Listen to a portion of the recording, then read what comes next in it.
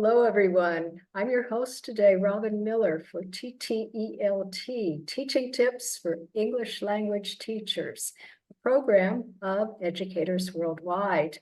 And today, our guest will be Dilia Topham. Dilia has 16 years international experience working all over the world as both a teacher trainer and an English teacher. She's currently in her home country of Tajikistan doing 2 projects with the American Council. And she's going to speak with us about experiential learning today. So welcome, Dilia. Hi, thank you for having me. Thank you. Thank you so much for being with us. And let's start off by, can you explain just what is experiential learning? Yes, the experiential learning theory was developed by the American educational theorist David Allen Kolb in 1984. He proposed that the crucial part of any kind of learning was the experience. So by going through the experience and actively participating in it, the learning would be constructed by the learners. So his theory consists of 4 stages: concrete experience, reflective observation, abstract conceptualization, and active experimentation. So today I would like to talk about the experiential learning theory in the context of professional development, teacher training, and specifically feedback sessions. As you mentioned, I'm currently involved in 2 projects. In one of them, I work as a teacher trainer. A part of teacher training are, of course, feedback sessions where I meet with the teachers and we try to go through the experiential, using experiential learning theory, reflect on the experience. During the feedback session, I introduced the experiential learning theory to the teachers, and then teachers on the first stage of the experiential learning theory, which is concrete experimentation, teachers choose the part of class that worked well or didn't work so well and describe what happened. So at that stage, the description and details are very important. A teacher answers the questions of what happened, what did you do, what did students do, what was the task, what was the physical setting, how long did it take to do this task. So as many details as possible about the specific task or activity. And then when teacher is guided to the next stage, which is reflective observation, teacher thinks about why this happened in this way or the other way. And on the third stage of abstract conceptualization, the teacher creates new concepts or hypotheses about learning and teaching, or uses the well-known theories that already exist and connects the reflective part of it with the existing theory. And on the fourth stage, teacher makes action plans. So thinks about the next step. Okay, next time I will try this, or I will do this or that. So basically planning for the next teaching experience. So as you can see, it goes in a circle. So this series is also called the Experiential Learning Cycle, as learning continues happening. So teacher goes and tries these new concepts and then reflects again, builds new concepts, and it just keeps going on and on. Okay. So this is basically the general idea of it. Yeah. Could you give an example, a quick example of? Yeah, sure. I'll give you a very simple example. As educators, we both know that peer work and group work are very important in student-centered classes. And we know that it allows students to practice language more and to share the answers and to feel more confident responding to teachers' questions. So recently, one of the teachers had this experience when the energy of her class was very, very low. And then when we were describing what happened, teacher pointed out that lots of tasks she did were conducted in an open class. So basically, teacher was asking a question and just waiting for some students to volunteer to answer. And of course, as we know, only the stronger students are always willing to answer, and the shy ones that just sit there and keep quiet. And so on reflective observation part, we thought, why did this happen? And she realized that, because there was no any pair work or group work. So the energy went down because students were not really engaged and were not feeling comfortable sharing.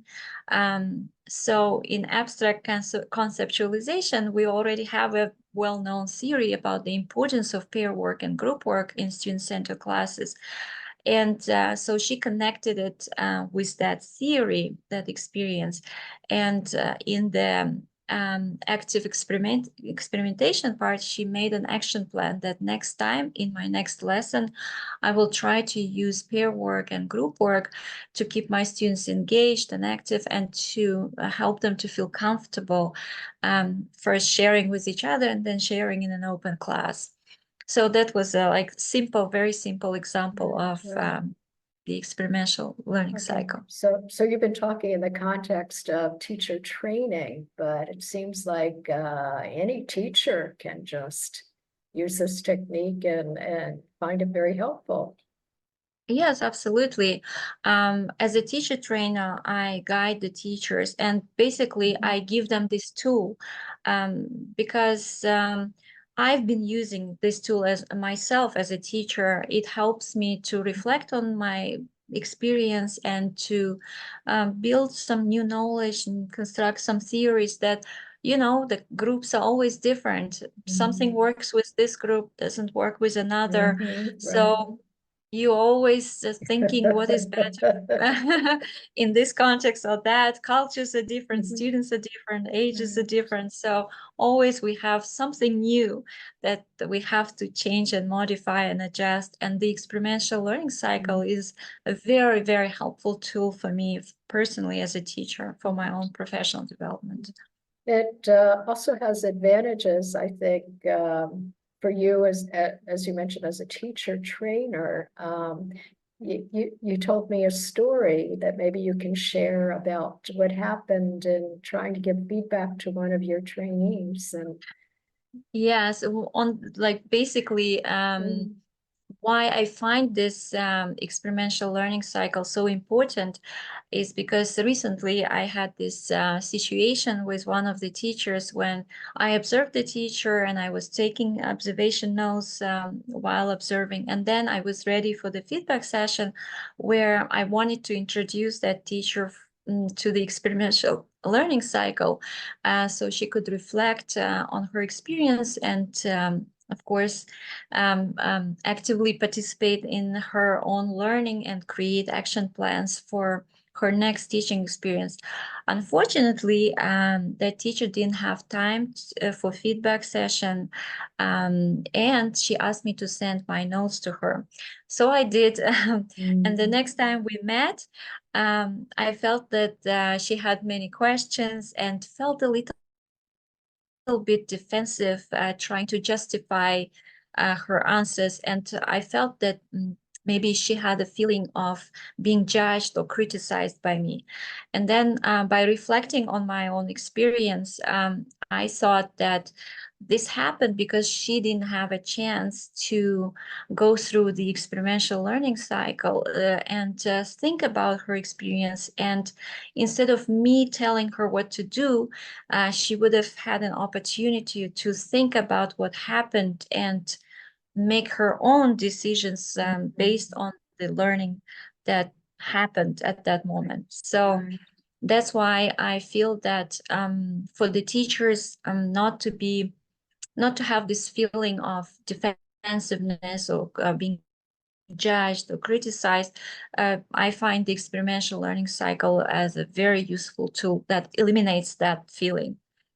Also, the second reason why I really find it important is that as a teacher, I believe in student-centered classes, and I allow my students to participate actively in class and give them opportunities to practice language as much as possible. So for me, I wanted to take this student-centeredness from my classes into the teacher training process and make it not teacher trainer centered, but teacher centered. So allow an opportunity for the teachers to think what happened and reflect and build the new knowledge based on their own reflections and thinking process and observations. So it allows teachers to be an active part of their own learning process, which is very important, and basically the idea of Kolb's experiential learning theory. Right. Well, thank you so much, Delia, for Thank you. sharing all this. It's inspired me. I hope it's inspired our viewers as well.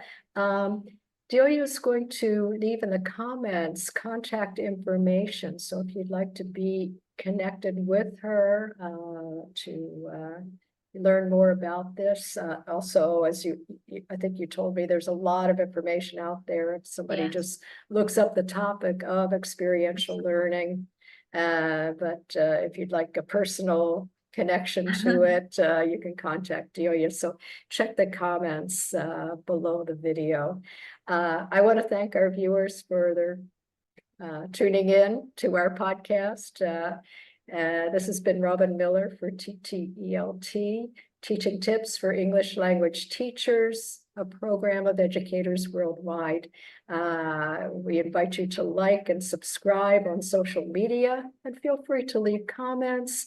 Also, to share a teaching trip that you've tried that you want to recommend. So thank you again, everyone, and see you next time. Bye-bye.